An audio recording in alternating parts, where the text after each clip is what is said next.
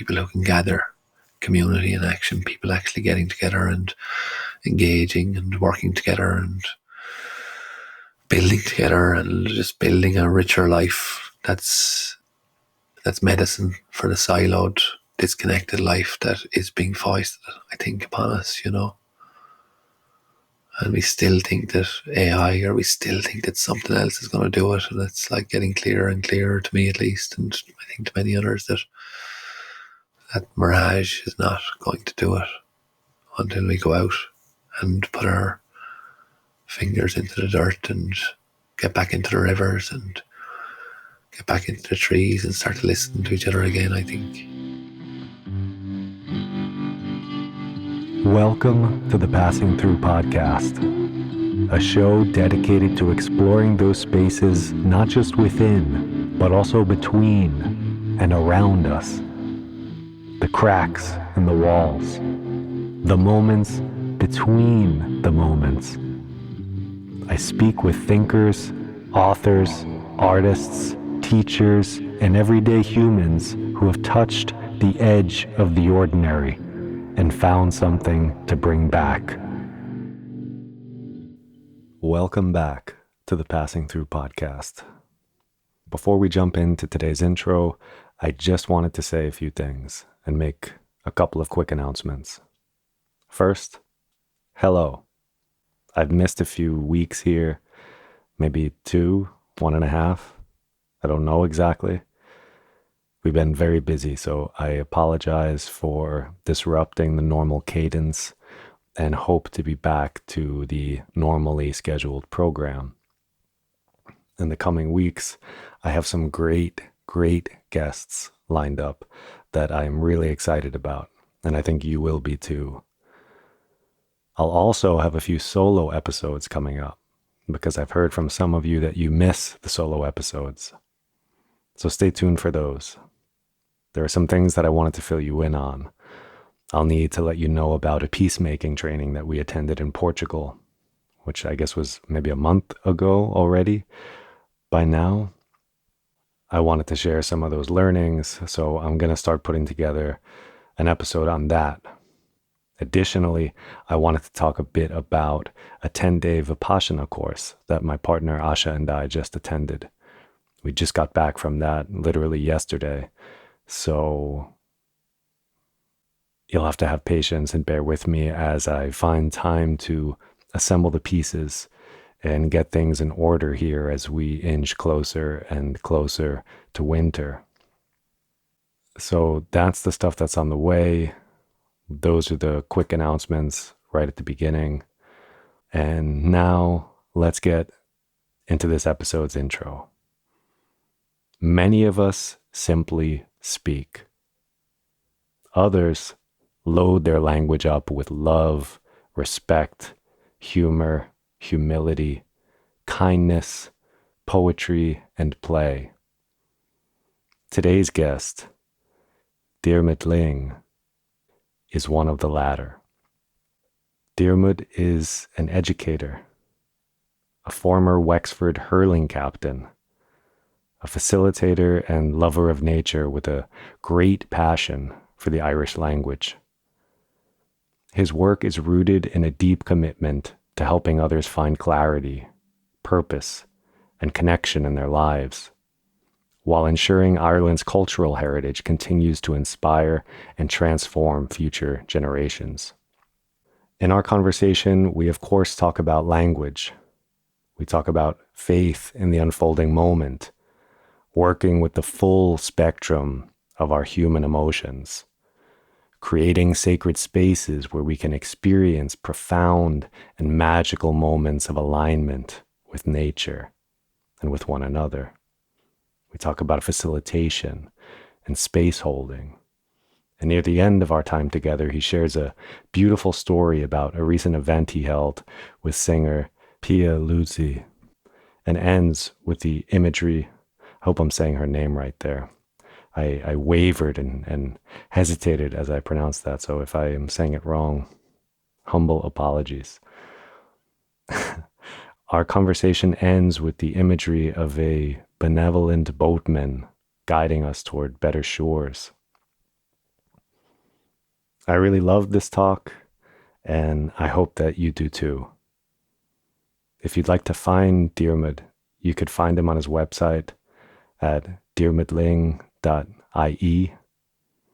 If you're in Ireland, you can join him at an upcoming retreat. He's got one happening this month on October 24th through the 26th in Donegal, and then another from December 12th to the 14th in Wicklow for fathers and sons. You could learn more about those retreats at natureofman.ie, and the links to both of his websites will be in the show notes. So go there, click the link, check him out. As always, be good to one another, and I will talk to you next time. One other thing I almost forgot. You might notice Diarmuid sounds a little congested. That's because he is. He soldiered through and decided to speak with me while he was battling some sickness. So you might hear that at times. You might hear a little breathiness. I think that adds to the ambience and the rawness and the realness of the conversation, because the reality is sometimes we're sick and sometimes we have a choice to make.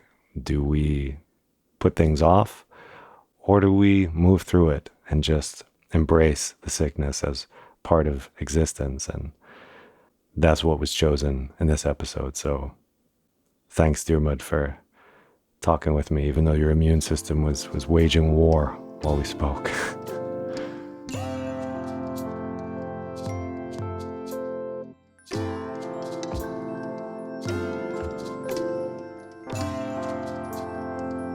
So, Diarmuid Lyng, welcome to the Passing Through podcast. Thanks very much, Danny. It's nice to be passing through. Yeah, I'm happy to finally sit down with you. It's been a while coming. Be able. You've been on the road. I've been busy too, but you've been on the road, man. Yeah, that's kind of the nature of existence for me lately. So thank you for your patience and dancing with me in that liminal uncertainty. Yeah, I have a good flow. Yeah, the flow is so good at the moment that I feel like it'll happen. It'll happen when it needs to happen, you know. Yeah, trust in the process.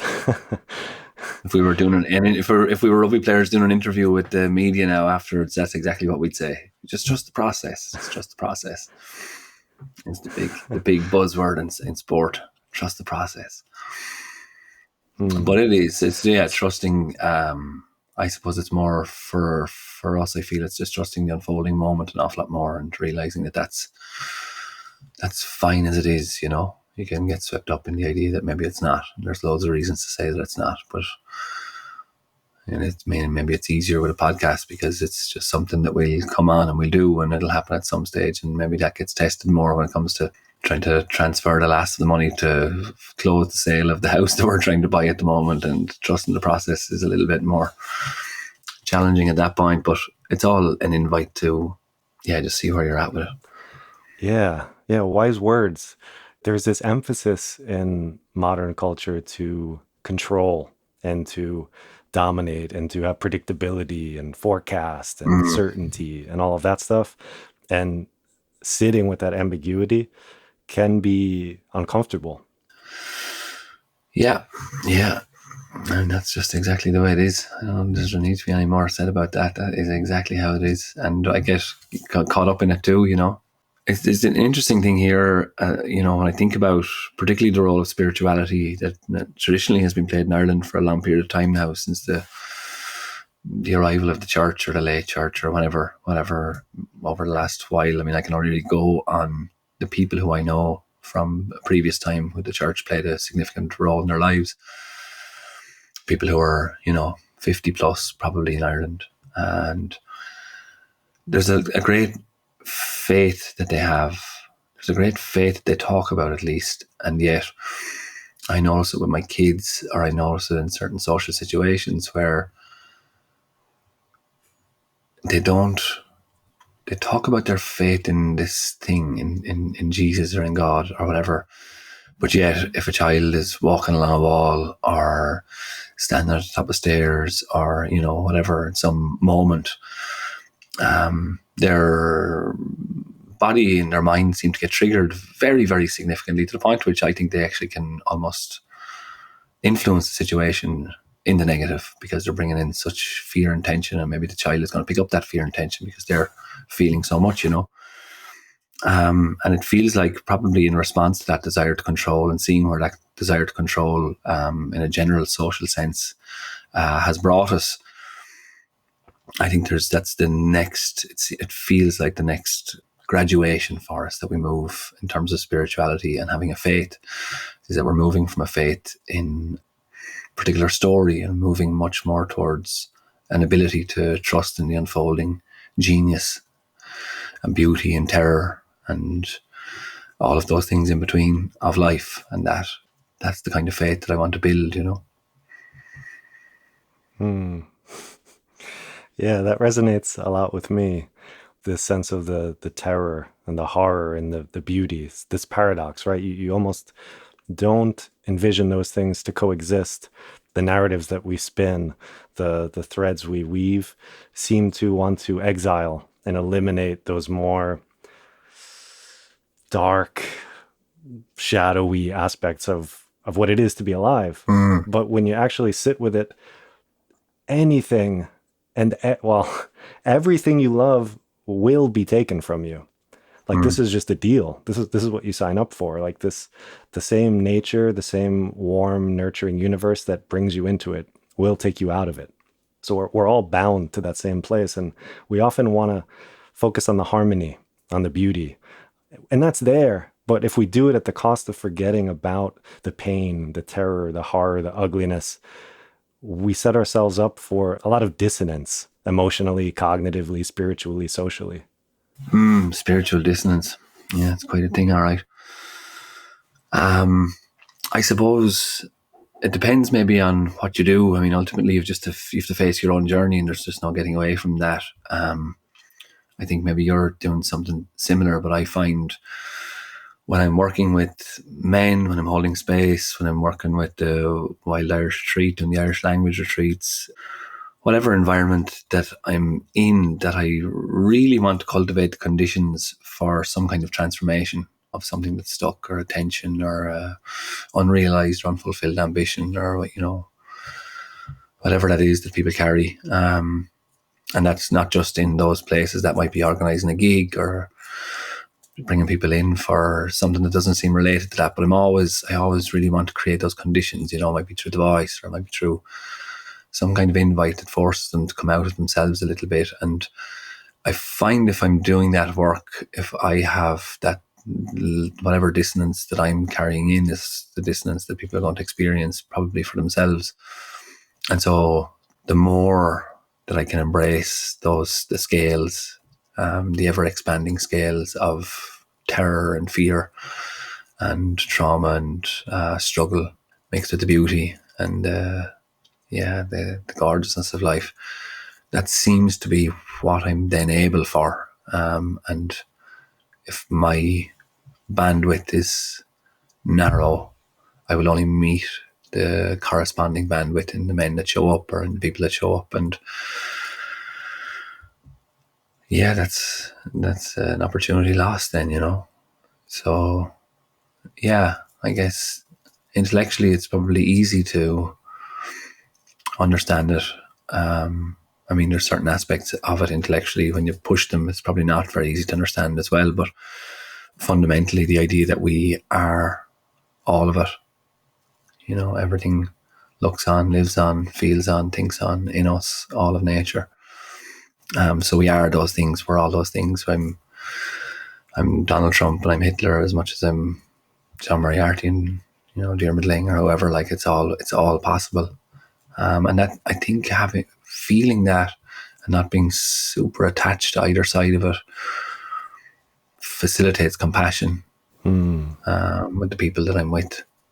And so I get the phrase a lot, "Oh, I've never told anybody this, but don't know why I'm telling you this," but you get that quite a lot, And I feel that that's because it seems like there's a lot of people who don't maybe aren't open to that bandwidth, aren't open to the darkness, aren't willing to go into it and mine it and explore it and see what it is. fucking understandable. Understandable why they don't, but I feel there's a great benefit. Not maybe for everybody, I don't know, but I certainly, for the work that I want to do, I feel a great benefit of it. Yeah, I really like what you just said there too. They're talking about this full spectrum of existence and this tendency to shy away from those darker parts, especially in this kind of group work that you're talking about in this space holding.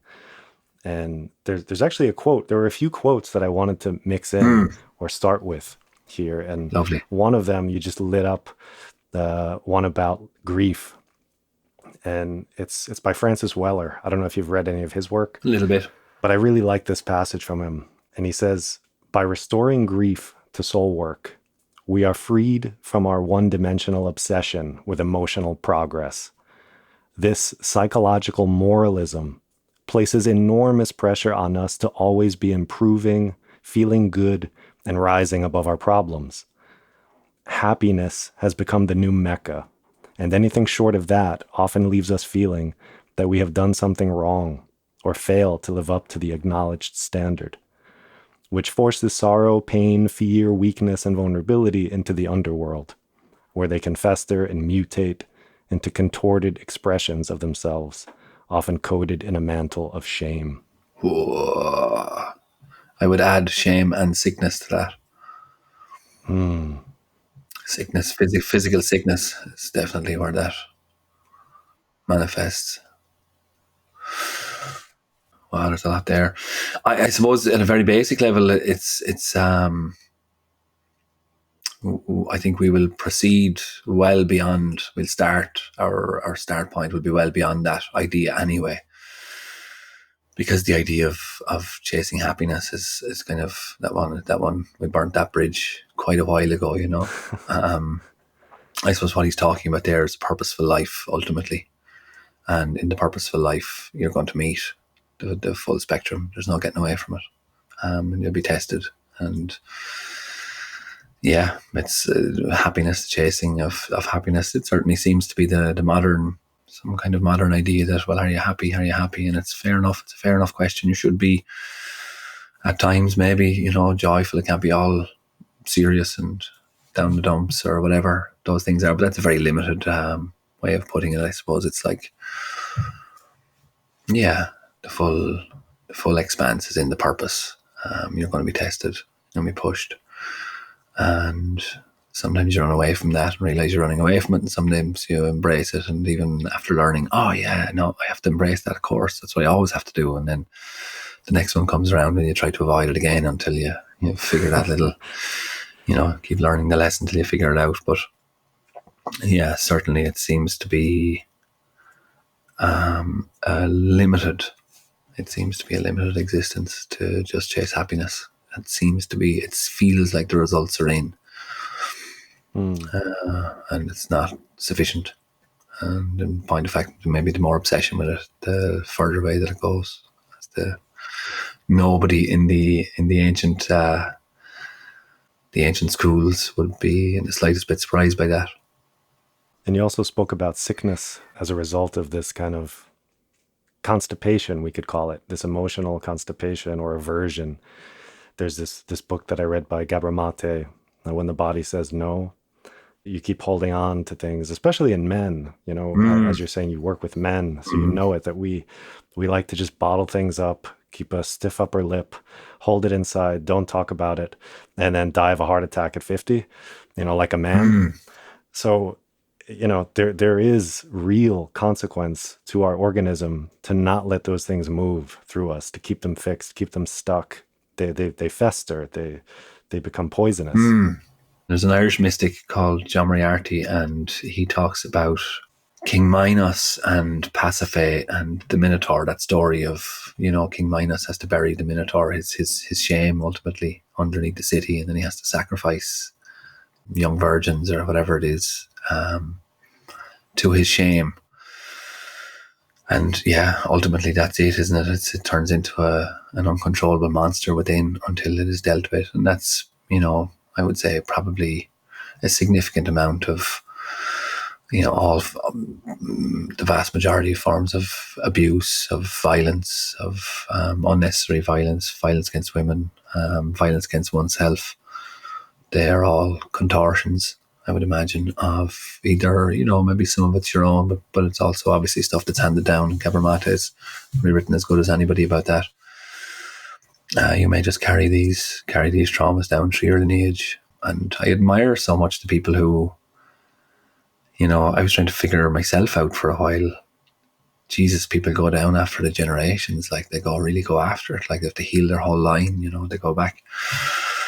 It's like, wow, what a fair play, what an endeavour, but ultimately it seems it's at least, until you meet and it's working, people go through life, it's working, it's all working maybe, and that's fine. I'm long past the stage of thinking anybody else should do it any other way than just what suits them and just what's good for them. There's definitely limitations to that idea when it comes to something like the planet, because if everybody's just doing their own thing and burning the whole place up, that's not so acceptable.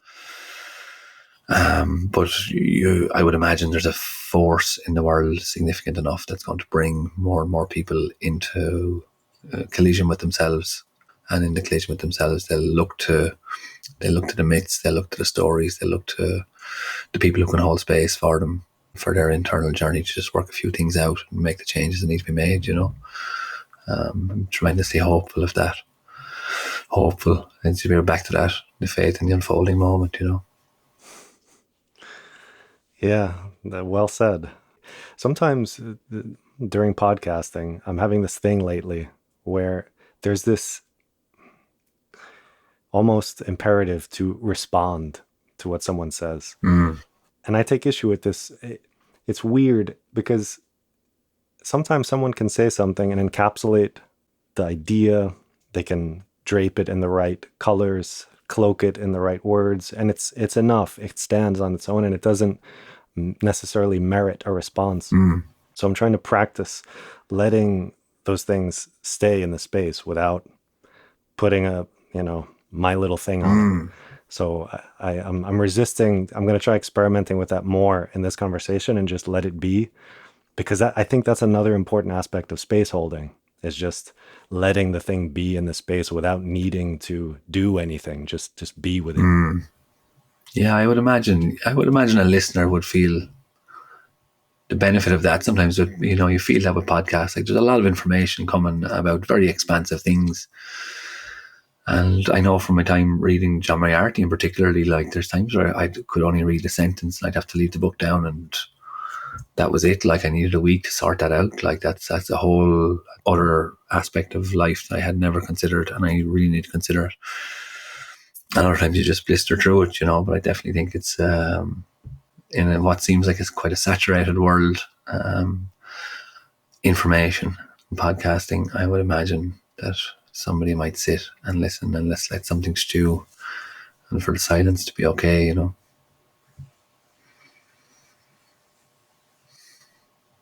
Oh, nicely done.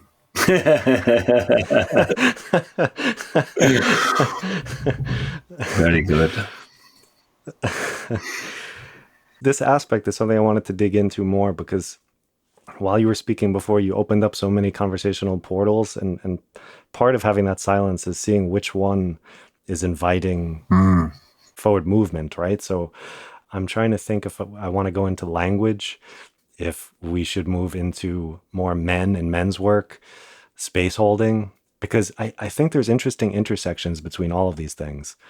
Like language, I would bet if I had to venture, maybe not modern language, but some type of simple language probably came into being. It had its genesis maybe in our relationship with the land, in dialogue with the land. Sure. Listening, mimicry, these types of things. And now we have language and we use it as a really elaborate map to kind of abstract us away from nature and from the world around us. And so there's this weird paradoxical thing that happened with language. And when we get people together in a group to sit down and use language to express what's inside, we bump up against certain walls, certain traps, certain prisons that we're in because of our language. Mm. So I think there's a big knot here that we could explore around this, and being a good space holder, and how do you dissolve those linguistic knots and shackles that people are bound by? I suppose one of the, like, there's separate worlds there in some respects, and there's no doubt that they do collide. But I would say it's the leaning on the older parts of the language. It's where that happens most automatically. And so it's not as much, there's an element of space holding, but then there's just an element of, the messiness of life and retreats. And it's not all, I'm sure I could describe it very perfectly, but if to remember the experience as well. And although people go home with this enhanced feeling, or this deeper connection, or this sense of medicine, or whatever it is going through them, and their relationship with the language has changed, I also kind of want to remain humble in it. One of the things I find interesting, for example, be in the Irish language at least, and I think it's shared with many Indigenous languages, is the idea of the cardinal directions. And this comes into the space holding so much, for sure. It's a crossover point. And so in the Irish language, if I was going out the window here to my right, I would say Tomadul Sir. I'm going east to the window, out the window. And if I'm going east to Mecca, I'm going east still, but everywhere in between me and wherever the furthest point exists, east is east. Well, what that suggests definitely is that the Irish men and women of the past were always orientated on the planet. They had a sense of their directionality all the time. That brings about a kind of a rootedness of some kind. I definitely feel the benefit of not being even the slightest bit aware of what way I was faced, to all of a sudden realizing that, oh yeah, this all matters. This, if it's at the house, it's where the sun is coming in to get heat for the vegetables that are going to, how cold the kids' rooms are going to be in winter, where the best place to set the seating up is to meet the western sunset, or whatever it is. Surfing, I'd be looking at the weather and the patterns and the wind and where it's coming from, and you feel the chill of the breeze, and it's coming from the north. And then as that grew out or mushroomed out into maybe more space holding areas, like the idea that you can orientate yourself east,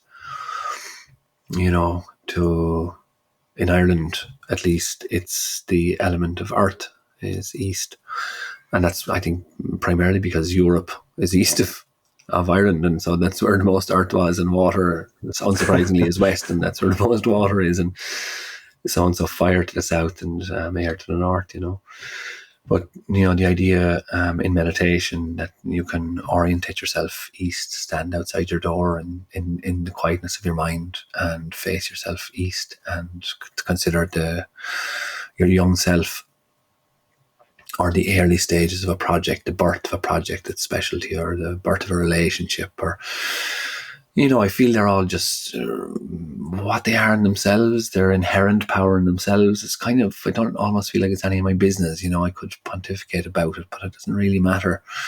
I know that there's a great practical benefit to somebody orientating towards the child inside of themselves and holding a question for him or her. And you can do that through the directions, and you can apply, then you can take some soil from where you've done that, and you can put that on your altar, your mantelpiece, and maybe then that becomes a place where you go every now and then and put your hand and just connect back into your young self, and you get the dialogue with how you're doing and how it all looked at that time versus how it all looks now. And these are just such magnificently beautiful possibilities, I think. And so language, for me, what the language contains itself, I'm not sure. It's also just maybe the interpretation of it and the carrying of it and trying to weave it and trying to do so with integrity and with honesty and humility is very, very important. Because there are other people, of course, who hold the language who don't necessarily hold an awareness of those values, but they get to live the benefits of those values because they're just instinctively orientated, because they'll never let it go. The Irish language has almost died a death here. And Some people held on to it, and they tend to be traditionalists. And so when we talk about orientating yourself east, orientating towards your inner child, they might be wanted to say, would you shut up and get on with what you're doing? And maybe they're right, but in some respects, maybe they're also wrong, because that's good work. That's good work, I think, you know.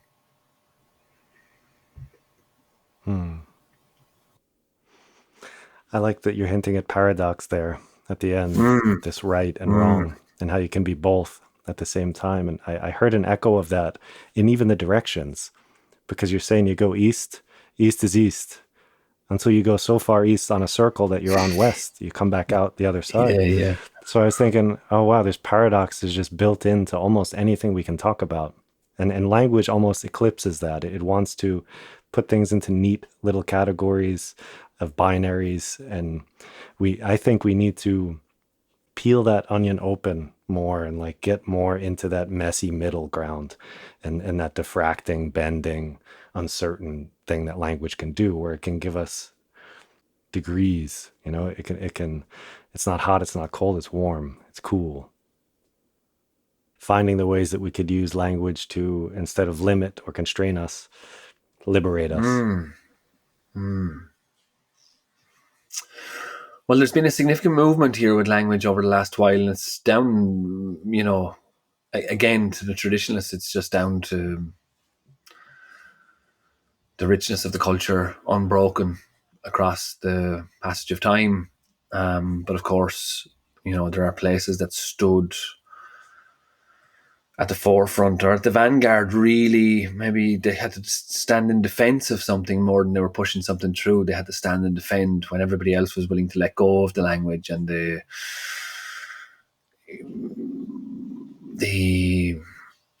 invisible aspect that the language allowed for this, you know, in this pursuit of certainty. The language just didn't have it at its core. And so those people have protected that. But they had to kind of maybe, you know, I feel like some degrees, in a very general sense, that Irish is very much a language of the heart. And it had to go into maybe mechanisms of the head to defend this language of the heart. And so what was invisible and beautiful was kind of, you know, attacked from within in some respects as well. In some respects, not at all. Like even still, I think there was a news story there recently of like 24 houses that can't be built as part of some, you know, multi-million euro project in one part of the country because there's a fairy tree in the field and nobody's willing to touch it. And so that part of it is definitely still there. But there's a man called Manacon McGann who has written 5 or 6 books over the last few years, prolifically written a few books, and one of them was called 32 words for a field. There are 32 words for a field in Irish based on what's happening in the field. It's not just a field.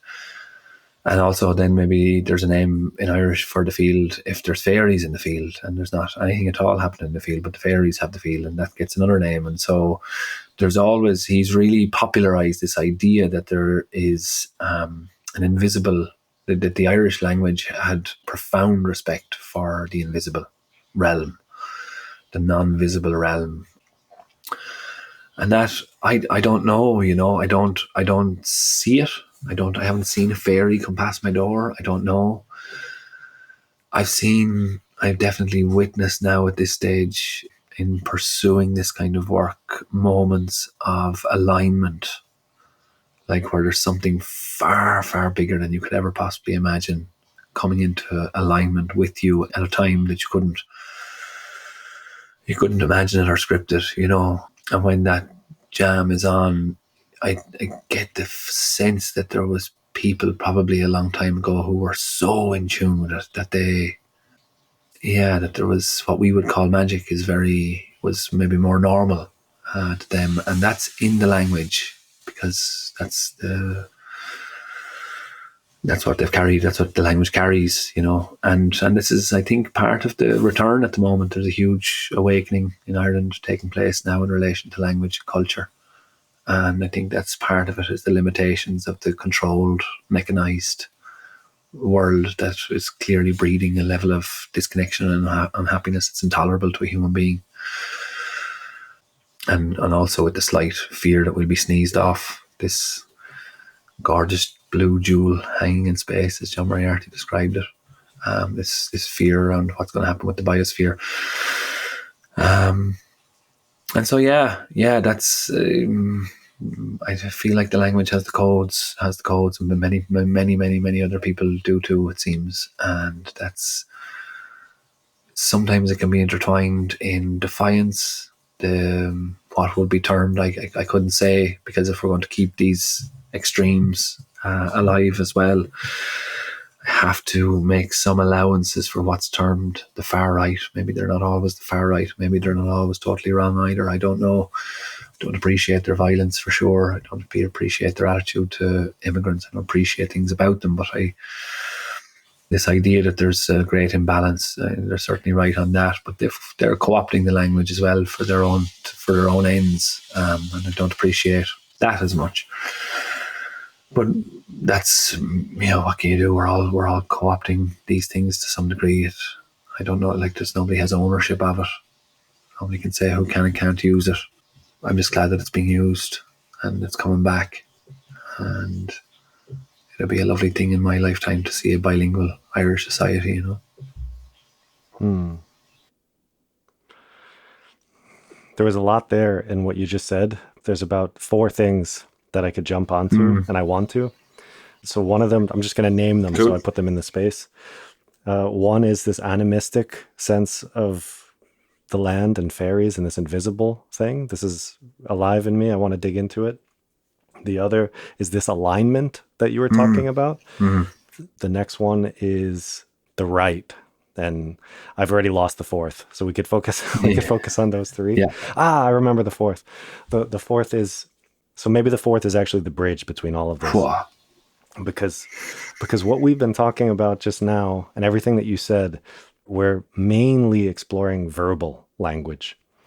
But I was wondering, as you were speaking, what kind of wordless language the body develops in relation to the land and a place. Like, I suspect that the body is always in dialogue with the land around it, because that's kind of what the body does, right? It senses and signals. And I was then thinking, like, okay, if the body is in a jungle, it's going to have different grammar and syntax than a body in a desert or the plains or a mountain, right? So an indigenous Bedouin, let's say in the desert, might have a deeper relationship with the sun, with thirst, with the horizon.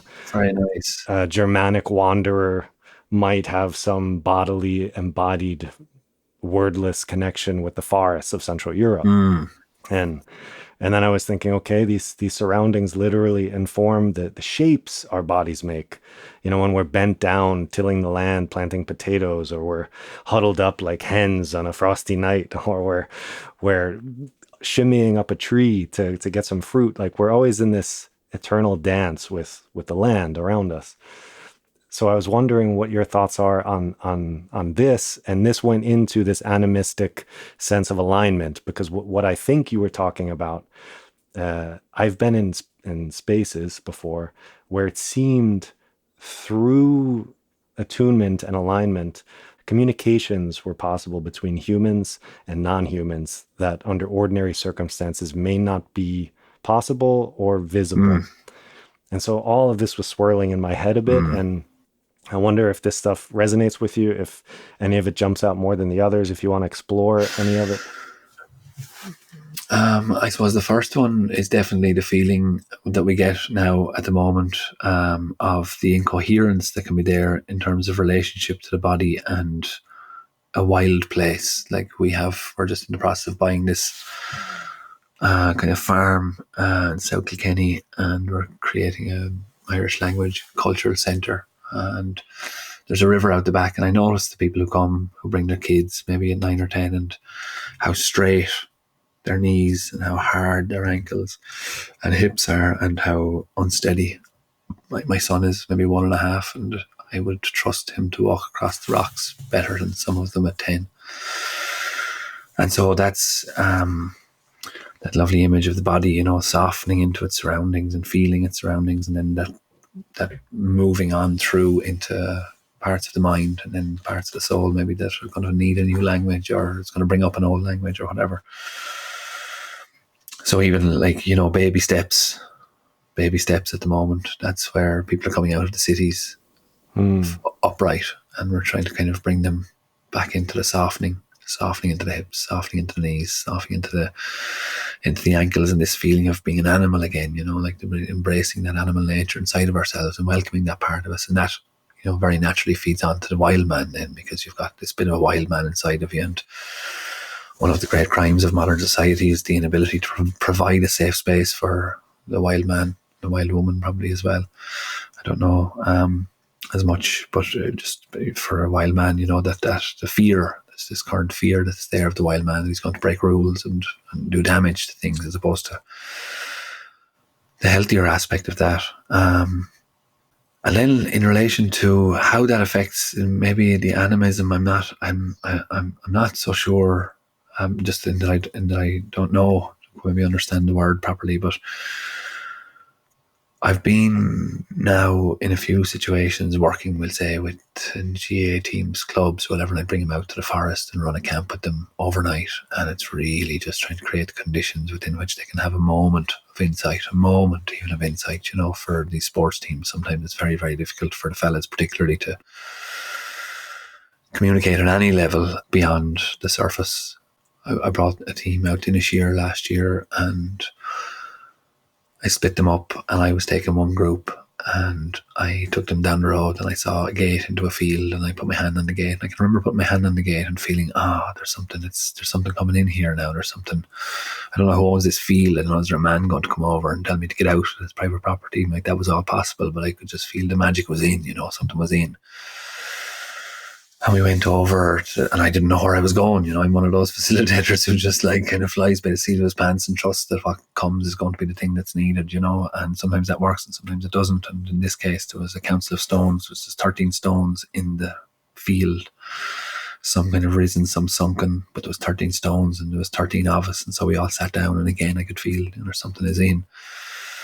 And I, as a facilitator now, I've trained in facilitation in different ways, and I've seen people do many different things and many different ways of doing it. And I've kind of retreated an awful lot back into a very simple question of just, how are you? How are you 5 minutes before you go to sleep? How are you in your losses? How are you in your victories? How are you when nobody's looking? How are you when you're around people? Just how are you? And just wait. I just spoke about earlier, that creation then of a space, and invite them to fill it whenever they're ready to fill it, and not let it go. Allow the silence to emerge in them as a threat, almost, that they now have had to move beyond the surface response, and just leave that sit. And 5 or 6 of the lads went, and it was varying levels, and then one fellow went, and he really went for it because he had something sitting in his soul that he had to get rid of, and everybody needed to hear it. And he said it was beautiful. My God, it was beautiful. And he cried, but he wasn't racked by crying. He was speaking maybe from a depth of himself that was joyful in the speaking, even though it was a very heartbreaking story and tears were rolling down his eyes. But I didn't get any sense of weakness, and any sense of, people love to say now, vulnerability. Men should be vulnerable. I didn't sense it was vulnerability. I felt it was just power. Like, it was just power. This is fucking power. Wow. It's fucking, I was just enthralled by it. That was beautiful. And we'd been out on this island all day, and the sun hadn't broke through once. And on his full stop, not a minute later and not a minute before, on his full stop, when he stopped speaking, the sun broke through, but the sun didn't break through the sky. The sun broke through a hole in the clouds, and that hole was pointing at him, and he lit up beside me. I was sitting right beside him. He lit up orange. Of goosebumps now, even telling you. He just lit up, and everybody looked. It was fucking wonderful. Oh, I could cry thinking about it. It was so beautiful. It was so beautiful for those fellas to see it, to see life at that level, to see life exist at that level, and that's accessible to a human being, So that's when you're jamming in the big story, like, you're really, that's the kind of stuff that happens, So I think maybe that might be that. That's all I'd have to say about that, I suppose.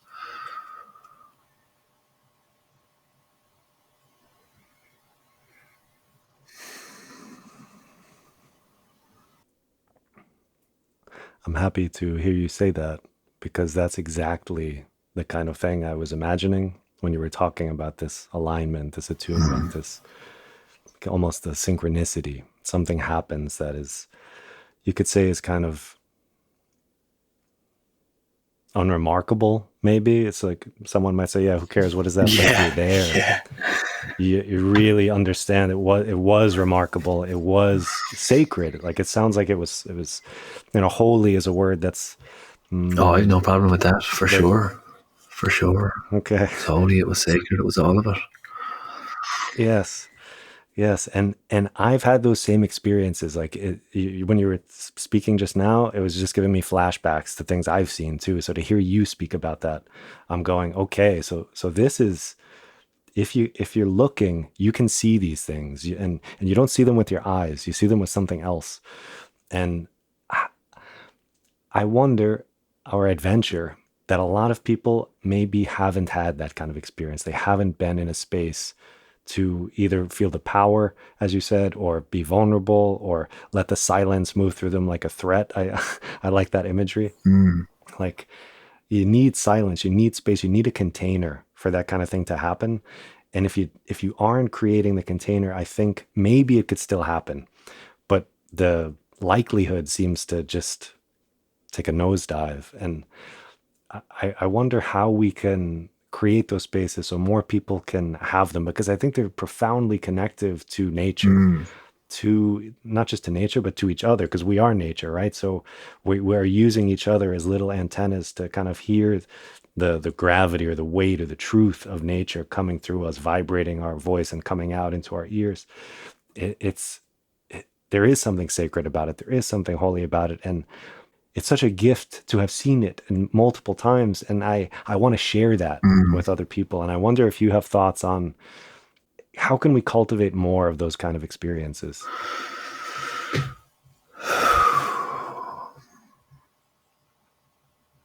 I think being out seems to be a great help, in a very direct sense. That's not to say that it's not achievable in, but being out and breaking through the threshold of out as part of a time in your day, and I'm now in.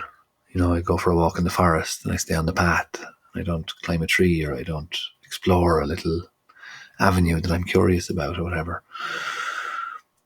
Breaking through that threshold of, like, for your timetable, your idea of yourself, your sense of yourself and your society and what you have to do, and you have to break free of that. That's one part of it, for sure. Dealing with our discomfort seems to be a great tool as well, leaning into our discomfort and feeling that, feeling our limitations and how we want to work on those things, for real, not just self-criticism. But I know all of the things that I do, yeah, I think they probably all come from that same point that you're talking about, Danny. It's like, because I felt them, because I felt the tightness, where I felt like there was a rhythm, like on one of the machines that are used in the films to say somebody's heart is alive, and it's kind of going from the top line to the bottom line. And there's very often maybe a time in your life where something happens and all of a sudden you realize that bottom line is invisible, and the line goes down. And by the time you pick yourself up and realize, oh fuck, I have to sort out some of these things here, to start getting the line to go back up, and that can go very, very far down, for people. But the great thing on the way back up is you realize that the line at the top isn't there anymore either. It's just become a much more expansive thing. And so when you then are up in those places, and you're, in both places, you can eke out really incredible moments, profound dejection, profound pain, profound connection to your pain, and then profound connection to beauty and the unfolding moment. And I am interested in creating from either of those places, or from all places in between, a sense of, yeah, that's it, a greater connection, relationship, or connection to self, to other people, and to place. That's environment in whatever regards. That's maybe the social environment, relation to human-centric, social, anthropocentric, environment, or just being out and losing yourself totally. I find you can work with certain scars in the psyche of a place. I think our voice, the Irish voice, even though we have a lilt and a way and a poetry in our history, there still is something of a colonized intergenerational trauma that goes with colonization, I suppose, has subdued our voice in some way. And you might say, well, the Irish stand up on things like Palestine, or, we give more than any other country in the world per capita, or whatever all of those things are. They might say that's not true. Every time I do something, particularly if it's a talk of any kind, and there's a room of 200 or 300 people or 20 people or whatever it is, I'll always start or end or do something where it's like we have to chant, or we have to make a sound, and we have to go to the heart, we have to let it go, and you have to kind of feel, oh, is my voice right? Is my voice wrong? Is there something wrong? And you're more conscious of what somebody else is thinking about your voice than actually just embodying your voice, And in those situations, you really get to feel that, how subdued that can be for most people, that they're not yet in ownership of their voice. And so I try to create the conditions for people to come into it, or at least meet the limitation of not being in it, so they know that it's not there. And then I think probably, I've seen it. I'd be slow to, in that situation that I described, those lads are getting access to that through me. I don't know if that's arrogant now, I hope not, but maybe some of them, there was some lovely high quality fellas there now who maybe are bringing in that kind of experience as well. I'm not sure. Maybe your man who was talking brought it fully in. I'm not sure, but there's nobody else in this sports, in this GA world, there's nobody else doing this kind of stuff. So I think that's maybe something that I'm bringing in, and so I feel that we can access it through certain people. We hosted a gig here recently in the 12th Century Priory as a fundraiser to buy this place, and Peia, the musician, was here, and she played with Ronan O'Snuddig. And Peia held the stage, she just announced it at the beginning that this is a prayer, and all the songs and everything that happens from now on are going to be part of that prayer, and then we'll close. And she just stayed in that for the whole time, And so you can access it, I think, through people like that. And there was a moment in that gig, I remember, where she was singing. It was really interesting what happened. I was looking for some mechanism, some kind of clash, something that, because again, it's like, I'm not putting on a gig. I've no interest in putting on gigs. I'm trying to create a moment in time where some magic comes through. That's what I want. I want to lay the conditions and the foundations that might happen. That's the aim. Putting on a gig and raising money wasn't my business, really. It was, how do we cultivate these conditions? And so I got Peia, and she came over for it. She was doing a European tour, and she came over for it. And we got 200 people, 250 people, I'd say, down into the square, the centre of this 12th Century Priory. And Ronan O'Snuddig was there. And Ronan O'Snuddig is an old titan of Ireland, he's somebody who's been lighting fires under people, young men, really, men's arses in Ireland, kind of say, get up and fucking stand your ground, for 30 years. And he's done that as a kind of a warrior, and so he's now become the sage very naturally because he embodied the warrior so much. And so Ronan is a sage of Ireland. That's how I see him. And Peia was singing a song of Amergin, and Amergin is the song of Amergin is the first poem in Ireland ever. So it was recorded as the first poem. And it's like acknowledging, I am the wind on the western cliffs. I am eagle over the Dublin mountains. I am all of it. I am all of it, And it was very interesting just listening to I didn't witness it. I kind of picked it all up and put it all together myself in the coming days, I suppose, where Peia was like, I want to sing this song. And Ronan was like, well, Miss Appalachia, or wherever it is you're from, Miss Georgia, or who are you to come over here and sing our first song? Who are you? And it was like he stood at the threshold, like there's a man down in Rosslare now checking people's passports, but on the night Ronan was checking passports, he was saying, oh, hang on a second now, this better be legitimate, you can't just go throwing this stuff around, that's not fucking how it's done here. And she sang this song of Armageddon, and there was a line, I've heard the song before, but I'd only heard it on CD and Spotify or whatever. And she sang it, and there was a moment, there was a line or two lines, there was a moment anyway when she was singing that I was like, whoa, that was like, if there's a sound of Ireland, I'm sure there's some or a few, there's voices of Ireland, there's a sound of Ireland, there's a line in a song, or there's a sound or a cadence or something, I don't know what it is, but if there is, that's it. I just heard it. It's fucking incredible. And then the song finished, and just as it finished, Ronan came in and he just riffed off the back of it.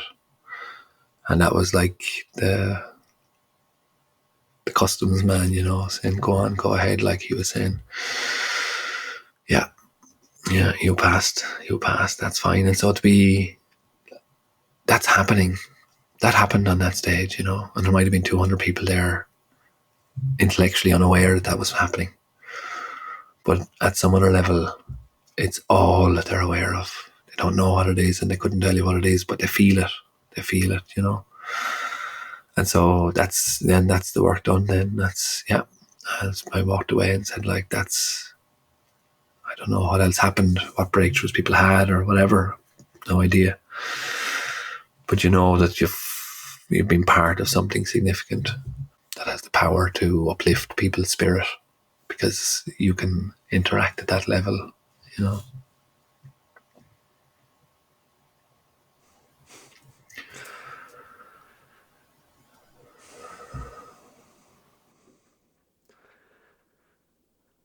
Thanks for that story. I'm just giving it a little space because it's beautiful. Yeah, I haven't told anybody that story. I haven't told anybody that. I don't want to thread too much either in respect to Ronan and Peia's integrity, but yeah, that happened. That happened in Kells Priory a few weeks ago.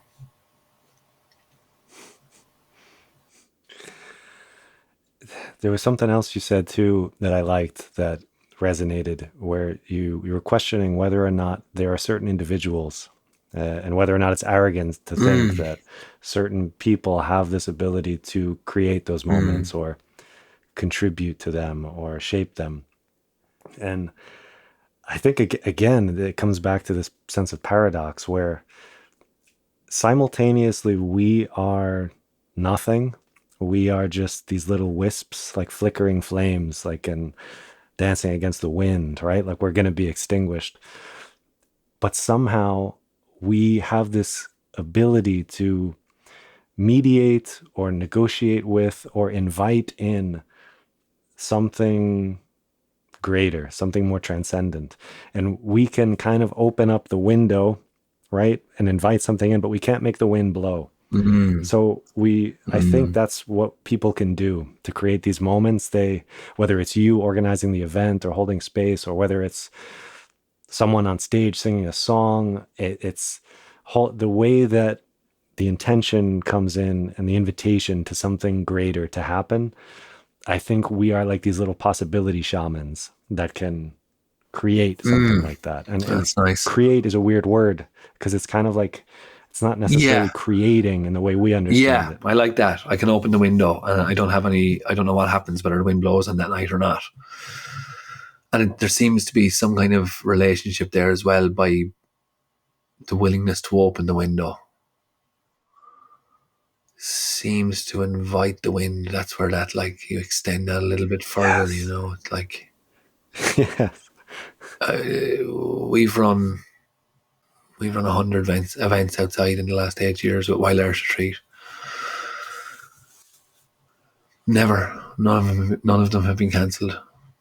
None of them had to be cancelled. None of them didn't work. None of them, and Ireland's one of the wettest countries in the world, And we've never I'm slow to say it because I don't tempt fate, but I couldn't describe how fortunate. I mean, I know this, and I feel like a lot of this comes through Siobhan, my partner, as well. One of the first times I met Siobhan was, and one of the first times we began to kind of see each other was around the Greenstad, the winter solstice. And we had a gathering at this house out on the edge in West Kerry. And I was really new to this world. I was a sports person. Like, I didn't have any grounding in any of this. And there was a fire outside, and somebody said, oh, yeah, but we can't go out because it's raining. And Siobhan said, well, sure, we'll just do a rain dance. We'll dance the rain away. And I laughed. And then everybody started dancing. Like, she was leading it, and everyone started dancing. And we turned around and walked outside, like, and the rain was gone. And, like, of course, that's just the rain just passed over. It's West Kerry, came in off the cliffs, and the wind just blew it past. And only one reason why that happened, because geographically, or whatever that word is for the weather, like, that's the pattern that it follows. But it also happened at that time. I just couldn't believe it. Like, I couldn't believe it. I just couldn't believe it. And now here we are 8 years later, and we were in kind of, as part of this resurgence of Irish culture, the Tailteann Games were due to be played as this old, kind of predates the Olympics, Irish gathering of the skills of Ireland and our stories and our games, our sports. And it was due to happen in Kells here in Kilkenny, and I was kind of supposed to be doing a bit of hurling at it, but I actually had to marry my friends last weekend, and we moved the retreat back a week, which was then this weekend, just the weekend just gone by, and that clashed with the Tailteann Games, and we were going out to the west tip, like Cape Clear, just off the southwest coast of Cork, out in the middle of the Atlantic, like a wild spot. And up here, it's been 6 months of sun here. It's been unbelievable this year. But the Tailteann Games were cancelled here because of a deluge, and we were out in Cape Clear in the sun. And that, in and of itself, is in no way remarkable. But 8 years of it, 8 years of outdoor activities, sweat lodges and hurling matches and events, weekends, a lot of it. And there's been times where it's been like, whoa, it's going to be heavy, it's going to be tough, we're going to need to do this and this, and then we just be smiled upon, so I like that. We'd open the window, we say, no, let's just trust, let's come into trust, let's just trust it.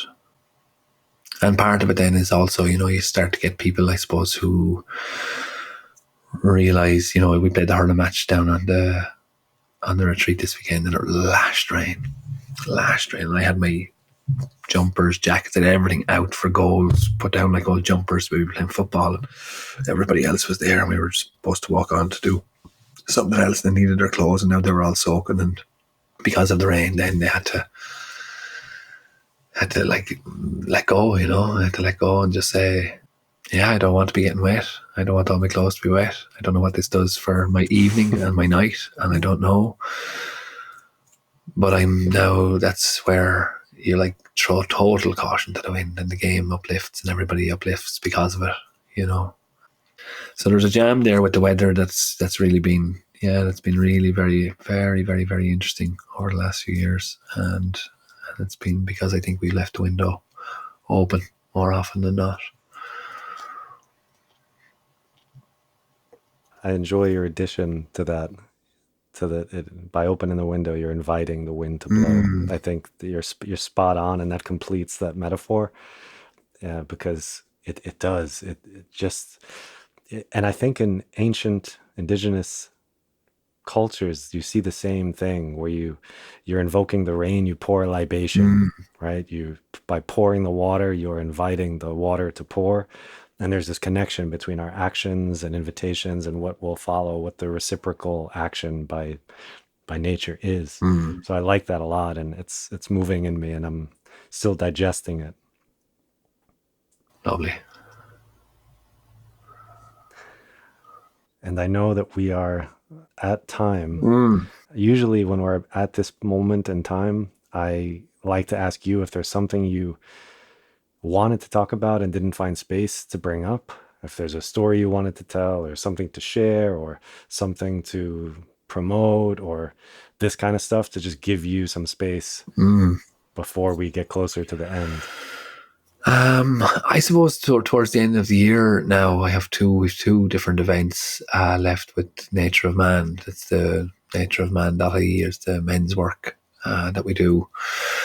When I say men's work, like sometimes I think it's people's work, but we just allow men at it because I can see in the men's work movement, a lot of reliance on the Michael Meads or Robert Bly and those titans of men's work. But I think human work sometimes is just very, very simple. You have to create a space for people to go into their stuff, take responsibility for it. There's no guru, there's no one coming to save you. You just have to do it. There's people there to do it with you. There's people who go with you and they'll travel with you. And I go in with people that go right, very, very, go right in with them when they need it. But fundamentally, we're just, trying to cultivate and create a space for people to experience their great joys, their great depths, wherever they have to go and work stuff out.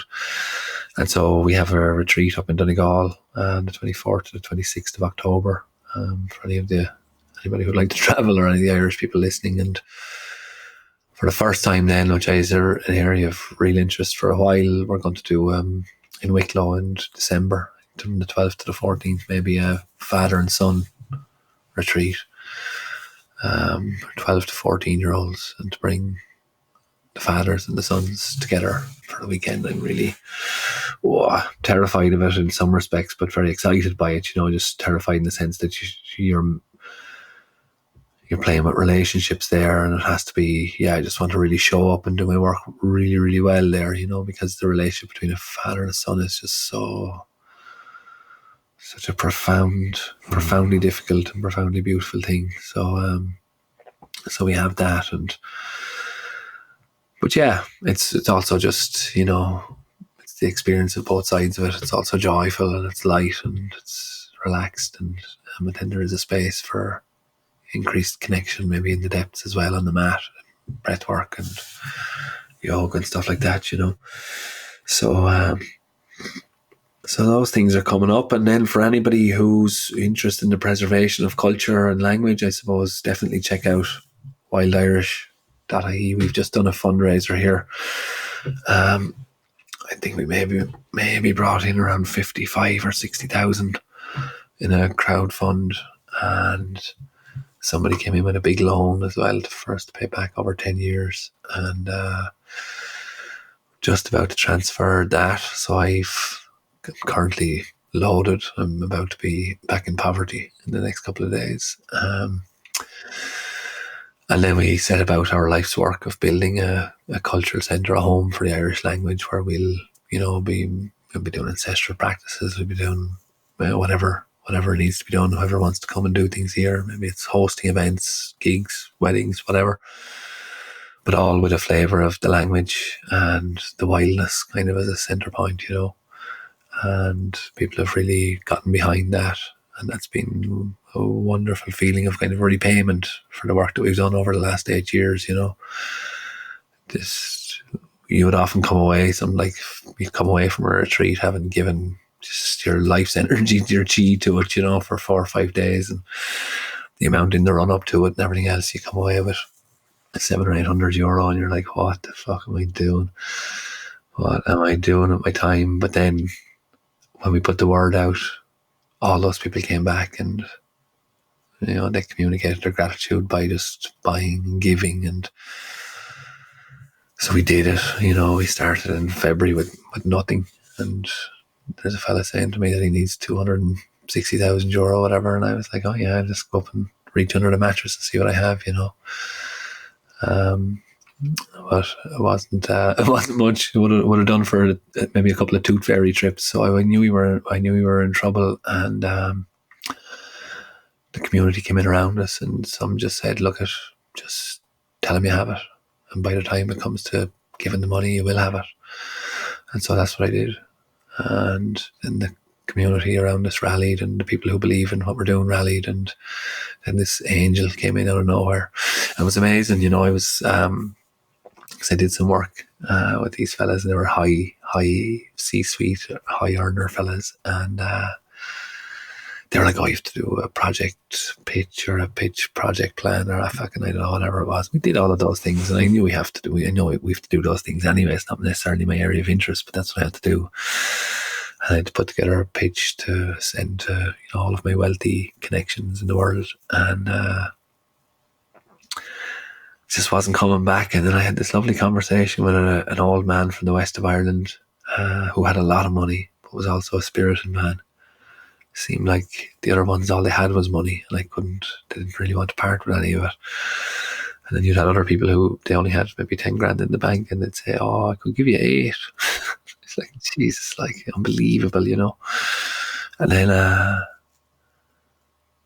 spoke to this fella, and at the end of the conversation, we had a lovely conversation, all in Irish, really profoundly beautiful conversation. And he said at the end, as all very wealthy people do, I imagine, in similar situations, is, "What do you want from me?" And I found I couldn't sully the conversation that we just had by asking. We were at 240,000 off the 260. And all I needed was 20,000, and I only had a couple of days to get it. And I said, "I can't." I said, "I don't need anything from you. I'm grand. I'm good. I have everything I need. I just wanted to make the connection. I'm delighted to do so." And I went home then, and Siobhan here said to me that she'd had a visit from a woman, and that woman had offered us €210,000 over 10 years. And that was it. That was how it happened. Just surrender. Surrender to a life that where you want to live. Surrender to a life that we feel is possible for more people. Surrendering into a more expansive life where richness of communication, depth of connection, and a relationship, a sincere and genuine relationship with nature, are not follies of the mind, where they're actually going to be, they are next step. They are essential next step for us. We're, I suppose, trying to show that that's possible. And really fucking that up sometimes, but always kind of being carried along and picked up by some sense of a great spirit. It's saying, "I can see what you're doing. This is the great benefit of being sick." Like, I'm almost moved to tears again. Like, I was thinking before, it's like, "Oh, maybe I should put this off because I don't, I'm going to sound sick." But yeah, in the sickness, it's just such a gift to be so close to the emotional experience of all of these things, not to be talking in my head, but to be feeling it so intently. But that's what we're doing. That's what we are doing here. That's what we are building. And we don't want to franchise it, but we want other people to look at it and say, "Oh yeah, I can do that too." Might be built on might be on the Irish language, but just community in action. People who can gather. Yes. Community in action. People actually getting together and engaging and working together and building together and just building a richer life. That's medicine for the siloed, disconnected life that is being foisted, I think, upon us, And we still think that AI, or we still think that something else is going to do it. And it's like getting clearer and clearer, to me at least, and I think to many others, that mirage is not going to do it until we go out and put our fingers into the dirt and get back into the rivers and get back into the trees and start to listen to each other again. I think there's going to be more pain, struggle, strife. And you mentioned it earlier. I'll close on this quite varying ramble, but John Moriarty talked about the Tirthankara, and the Tirthankara in Tibetan philosophy was the driver of the boat, the boatman. And very often people would get onto the boat and they would look at the boatman, they would look at the Tirthankara and say, "Oh, you're you're the one, like, And he would say, no, I know where the thing is that you're looking for. I know where that island is. You're finished on this island. You've done your work. It's time to go to the next one. And I know where that island is. And when I heard that, I felt, oh yeah, I think that's my role. I think that's my role. I think I'm the boatman. That's a nice feeling. Maybe I'm the boatman. So I just want to bring more and more people on my little boat and bring them to wherever they need to go. That's good enough for me.